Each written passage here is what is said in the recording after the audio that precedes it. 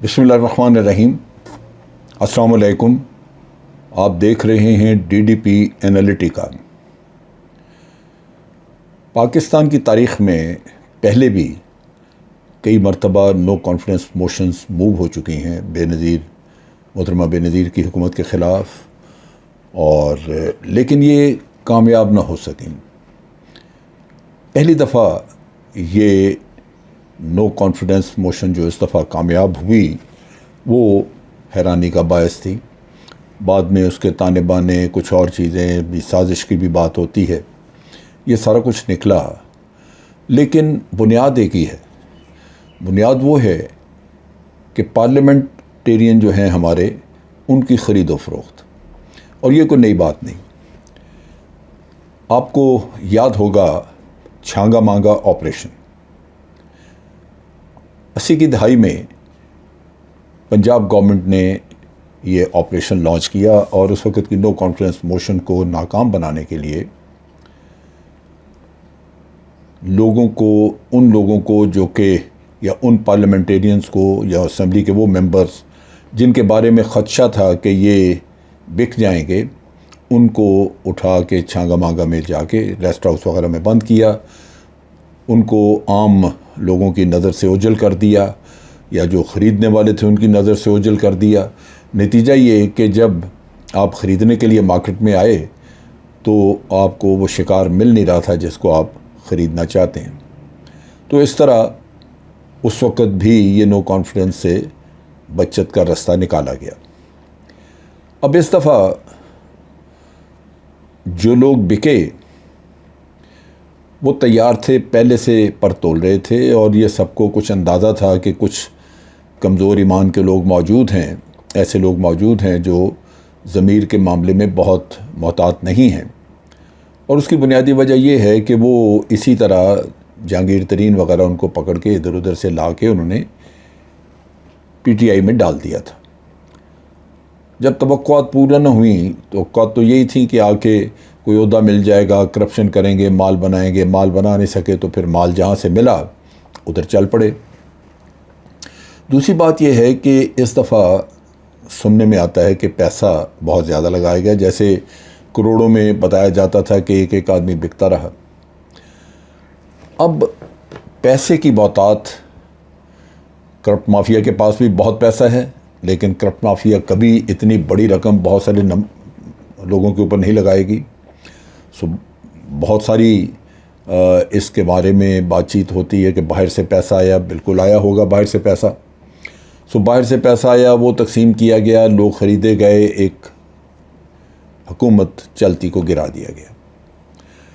अब ये वाज़ेह है कि अगर इस तरह का अमल, जो कि कब इस दफ़ा कामयाबी मिल गई इन साजिशी लोगों को, तो आइंदा के लिए रास्ता खुल गया। अब लाज़मी बात है कि कहीं से भी पैसा दोबारा आ जाए, वो लगा दिया जाए, तो किसी भी चलती गवर्नमेंट को गिराया जा सकता है।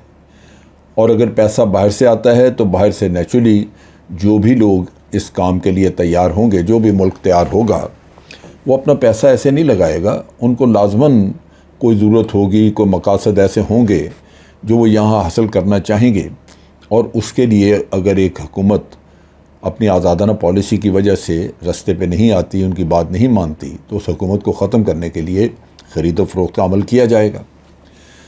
सवाल ये पैदा होता है कि इस अमल को फिर रोका कैसे जाए। ये तो एक बहुत ही गलत किस्म की एक रीत बन गई, एक ऐसी मिसाल कायम हो गई जिसके ज़रिए बहुत बड़ा नुकसान हो सकता है मुल्क का।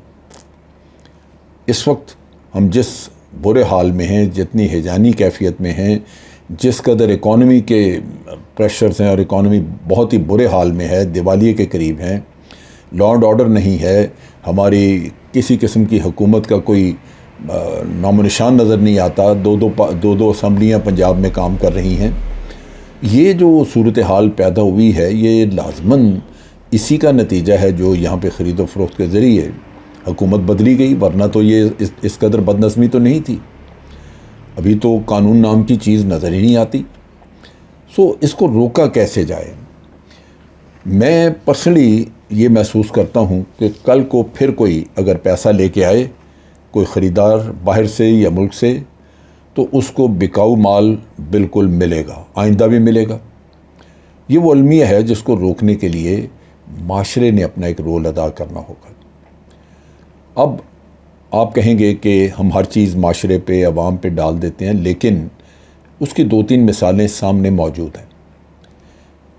मैं ये कहता हूँ कि अगर बिकने वाले को जो एक दफ़ा बिक गया, माशरा उसको अगर इबरत का निशान बना दे, तो फिर इस बात का बहुत एहतमाल है कि दूसरे लोग भी शायद इससे खौफ खाएं। क्योंकि पैसा लेके बाहर कोई भाग गया तो शायद इक्का दुक्का ये ऐसा कर जाए, लेकिन जिसने यहीं रहना है वो ज़िंदगी गुजार नहीं सकेगा। एक वाक़या हुआ इसी तरह जड़ावाला में।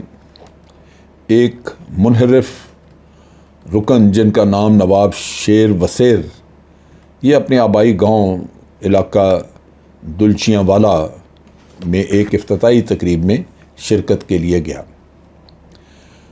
उसके साथ 2 गाड़ियाँ, उसके अपने बंदे यानी गार्ड्स वगैरह वो थी, एक पुलिस का भी दस्ता साथ था एक डाले में। सो मुकम्मल सिक्योरिटी उसको मुहैया की गई थी।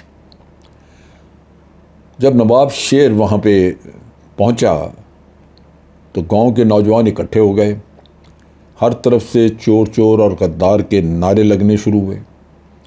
फिर उसके ऊपर अंडों और टमाटरों की बारिश की गई। जिस तकरीब के मुंतज़मीन जो इसी गांव के थे वो भी भड़क उठे और नवाब शेर के साथ आए हुए बंदों समेत वो भी मैदान में निकल आए। फिर खूब लड़ाई हुई और इस दौरान नवाब शेर की गाड़ी के शीशे भी तोड़ दिए गए।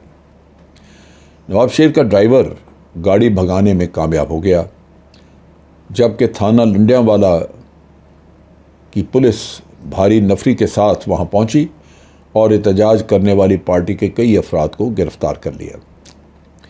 दिलचस्प बात यह है कि थोड़ी देर बाद नून लीग के एक रहनुमा वहां पहुंचे और थाने में जाके उन्होंने ऐलान किया कि एहतजाज सबका हक है, लिहाजा SHO की सरजनिश की और उसे कहा कि इन लोगों को फौरी तौर पे रिहा कर दो।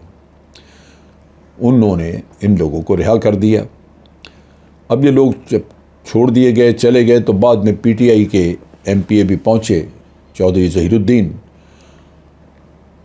वो अगले इलेक्शन में PTI के टिकट पे ही यहाँ से इलेक्शन लड़ेंगे MNA के लिए। और उन्होंने ज़ेरे हिरासत अफराद के बारे में जब तहकीक की, पूछा, तो पता चला कि वो सब लोग छोड़ दिए गए। एक अजीब वाक़या। लेकिन आप सोचिए कि जिस शख्स को अपने ही गांव में लोगों ने दाखिल नहीं होने दिया, वो दोबारा क्या ऐसी हरकत करेगा?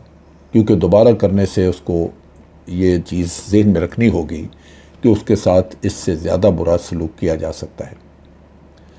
अब यहाँ पे 2 मिसालें और भी हैं। नूर आलम जो कि KPK से इलेक्ट हुए, आपने देखा कि वो जिधर जाते हैं उनके पीछे लोग लग जाते हैं और उनको लोटा लोटा के नारे उनके लिए लगाए जाते हैं। इस्लामाबाद के एक बड़े होटल में उनकी हाथापाई भी हो गई। अब आप सोचिए कि एक पार्लियामेंटेरियन और दस्तो गिरबान होता आपको नज़र आए तो क्या उसकी रह जाएगी इज़्ज़त, क्या वक़्त रह जाएगी? लेकिन ये सब इसीलिए हुआ कि वहाँ बैठे लोगों ने उनको लोटा कहा। और मेरे सुनने में ये भी आया है कि वो भी अपने इलाके में जाने से गुरेज कर रहे हैं, जा नहीं सकते, क्योंकि ग़ालिबन किसी जगह गए हैं तो वहाँ कुछ तो लोग हार लेके खड़े थे, लेकिन बेशुमार लोगों ने वहाँ पे उनके ख़िलाफ़ नारेबाजी की और उनको वहाँ से निकलना पड़ा। इसी तरह राजा रियाज, उनके बेटे की शादी थी, लेकिन हालात देखते हुए कि फैसलाबाद में उनकी मुखालफत बहुत ज़्यादा हो गई है, लोग, उनके वोटर, वो पहले से ही बेफरे पड़े हैं और उनको आड़े हाथों लेना चाहते हैं, तो राजा रियाज ने अपने बेटे की शादी अपने आबाई शहर फैसलाबाद में करने की बजाय लाहौर में की। और जब उनसे पूछा गया तो उन्होंने कहा कि मेरे दोस्त हमजा शहबाज वगैरह वहाँ पे हैं, इसलिए मैंने शादी की लाहौर में जाके। क्या ये बात मानने वाली है? बच्चों की शादियाँ तो अब हमेशा पराई जगह पे नहीं, अपने ही घर से शादी की जाती है, दुल्हन भी अपने ही घर में लाई जाती है और बेटी भी वहीं से रुखसत की जाती है। आज ये मिसाल किसी हद तक कायम होती नज़र आई है, लेकिन अगर पाकिस्तान के अवाम ये अहद कर लें कि इन बिकाऊ माल को दोबारा पार्लियामेंट्स के नज़दीक नहीं आने देना और जो पहले बिक चुके हैं इनको निशान इबरत बनाना है, इनका वो हाल करना है, इनका वो हशर करना है कि दोबारा कोई शख्स अपने ज़मीर को बेचने का सोचे भी ना, तो फिर तो सियासत किसी हद तक साफ़ हो सकती है। मुकम्मल नहीं, लेकिन कुछ न कुछ। पाकिस्तान का दरहकीकत मफाद और मुस्तकबिल डेमोक्रेटिक सिस्टम के साथ अगर लगा है तो फिर डेमोक्रेसी हमें साफ़ सुथरी चाहिए। हमें गद्दार, बिकाऊ माल, बेज़मीर लोग इस सियासत में नहीं चाहिए। अगर होंगे तो फिर इस मुल्क का बहुत नुकसान हो सकता है। मैं समझता हूँ कि हम बेहतरी की तरफ माइल हैं और इंशाअल्लाह मुझे भरपूर तवक्को है कि ये जो शऊर बेदार हुआ है मेरे मुल्क के लोगों का, वो इन गद्दारों को, बिकाऊ माल को और बेज़मीर लोगों को कभी भी आइंदा असम्बलियों के नज़दीक नहीं आने देगा और जो बिक चुके हैं इनसे पूरा पूरा हिसाब किताब लेगा। आज के लिए इतना ही। अफवाज पाकिस्तान जिंदाबाद, पाकिस्तान पाइंदाबाद।